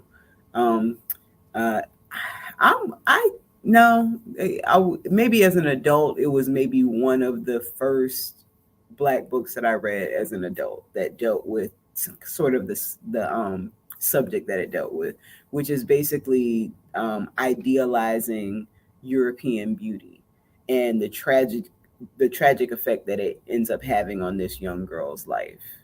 Not typically something for warriors necessarily, but young girls can be warriors as well as women.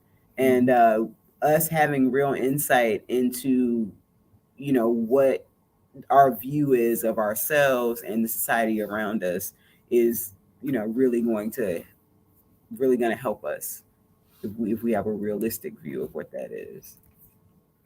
We got people in the chat. Yeah, so Rebel Life said, I have your book or read the African Warriors Mindset. I need to come to the physical class and get you to sign for me. Yeah, anytime. Are you in Atlanta? Must be. You got to know where we at. Yeah, come to class. Yeah, come on come through. to class, get the book signed, and then stay for class. Right. Now, Carter said, I lived in the hood and was encouraged by some thugs too. Yeah.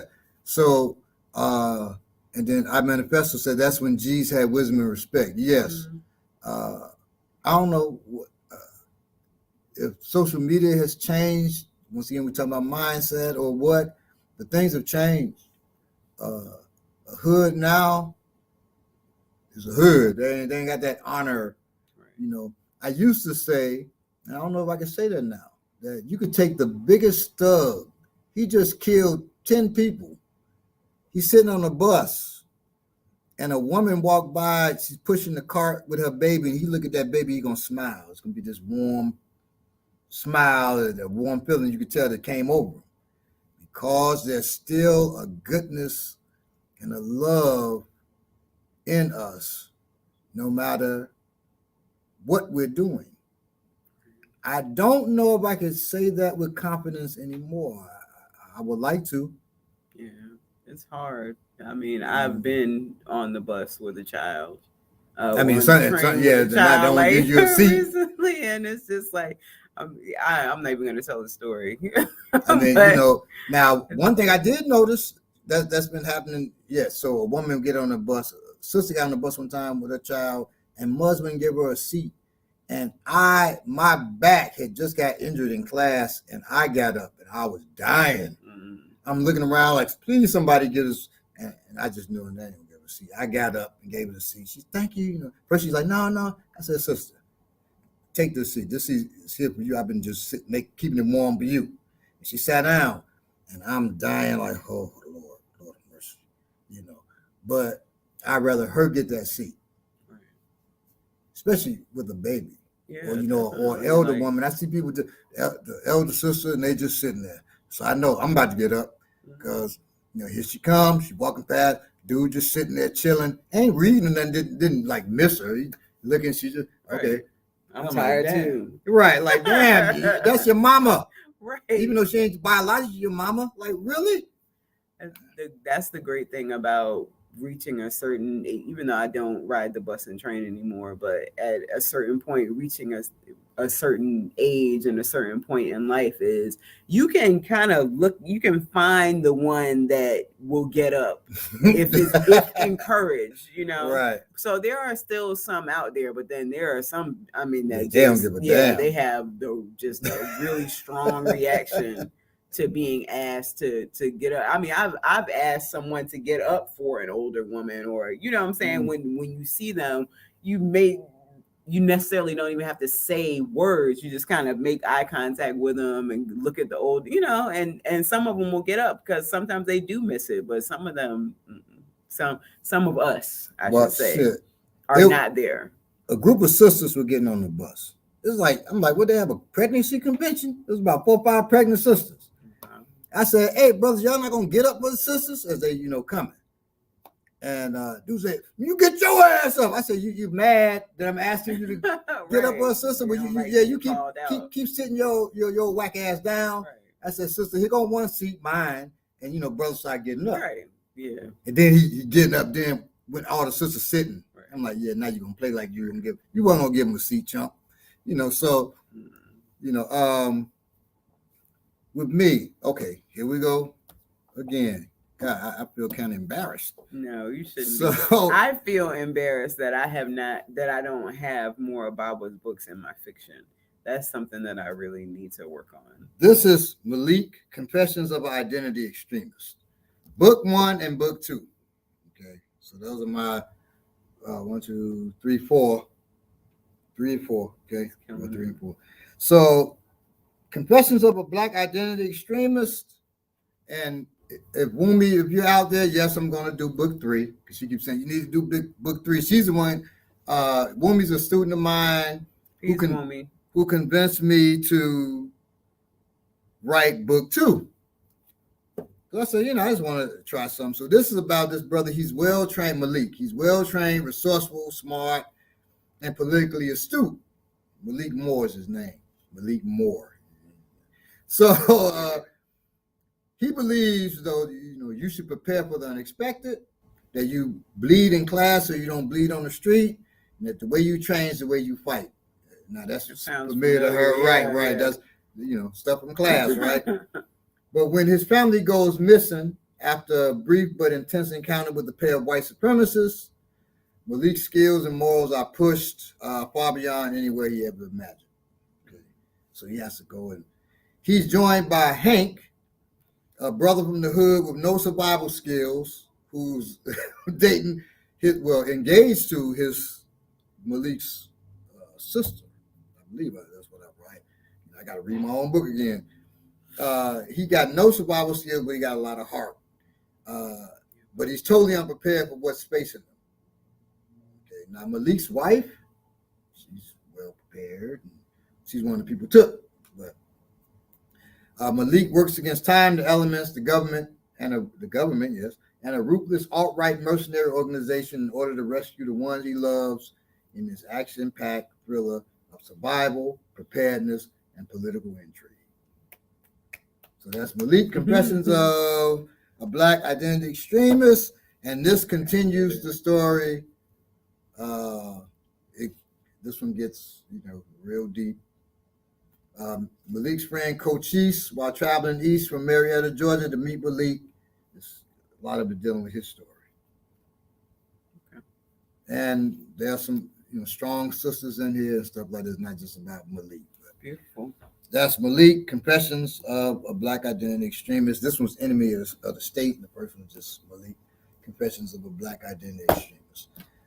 So that's those. Pick those up. It's action-packed, and I know what I want to do for 3.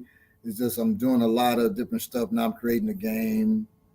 I'm doing 2 games, writing Ngolo comic book part 2, doing a lot of stuff. So, but I'm going to get to it. Okay, cool, awesome. The next book that I have, I discussed it a little bit with Baba. It's not written by a Black author. It's George Orwell, I believe, 1984. And there isn't really an equivalent by a Black author that I've read, or I guess that maybe Baba knows about, that takes you into the world of 1984. I remember, I believe in the chat, again, Big T.O. was talking about how the natural outcropping of capitalism is some sort of dystopia.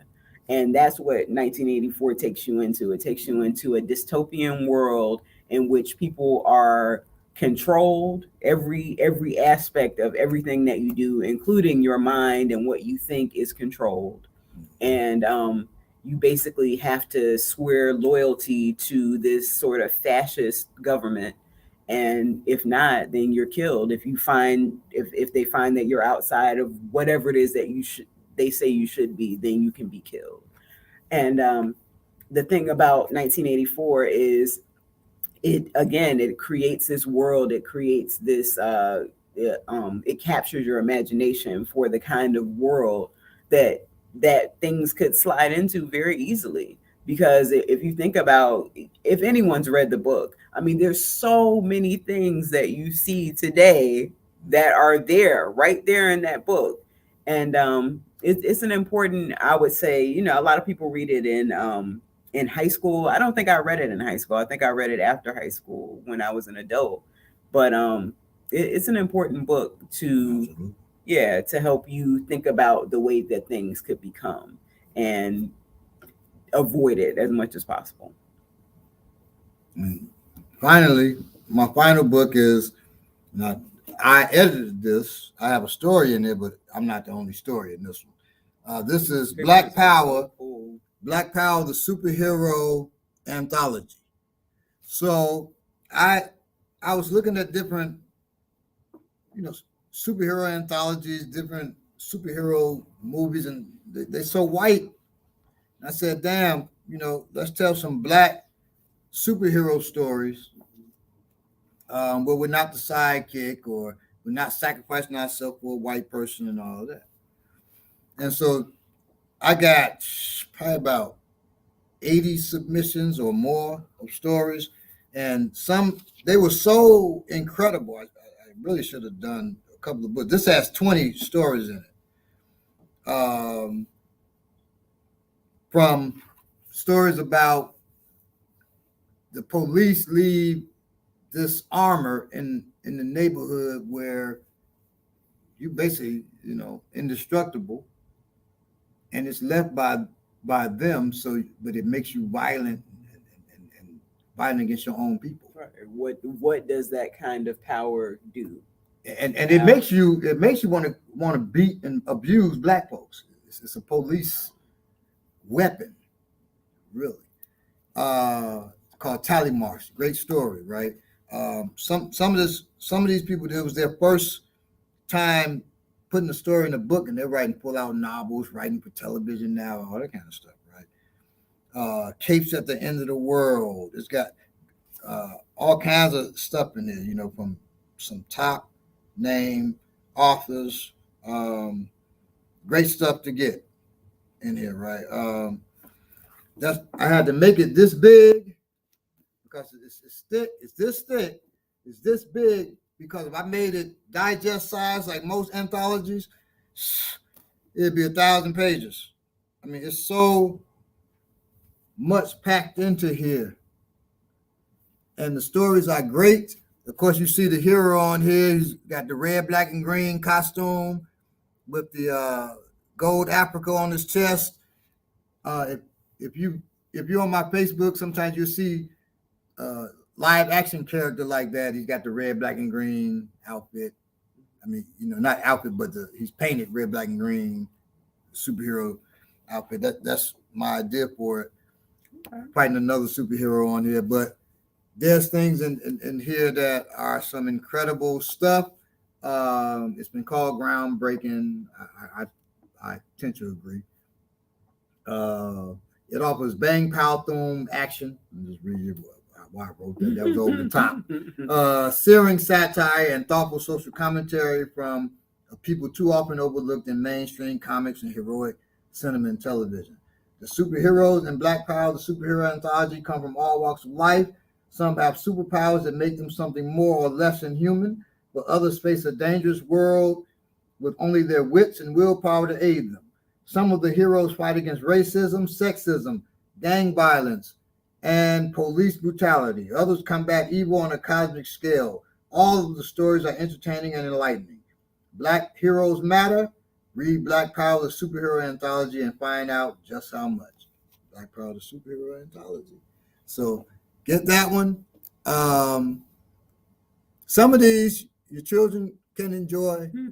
Read it first, because some of them are straight up like mine. Mine's about some people with superpowers using that to get over on the system. It's so, but they end up getting pulled into being heroes, but they don't start off as mindset. So get that one. Yep, mindset, exactly. Mindset. And my last book is another book that you may have heard of before. It's called Things Fall Apart. It's by a writer named Chinua Achebe. It's another book that people often read in college, and I was in college when I read it. And it talks about the effect of colonialism on this particular town in Nigeria. I think it was in the 19th century. I can't remember exactly, but yes, yeah, it's important again to study these things, to see stories that you actually see when that turn took place, so that we know where the trajectory that we're on now, where that comes from. So that's an important book to read as well. Things Fall Apart, written in 1958. So those are the fiction and nonfiction readings for warriors.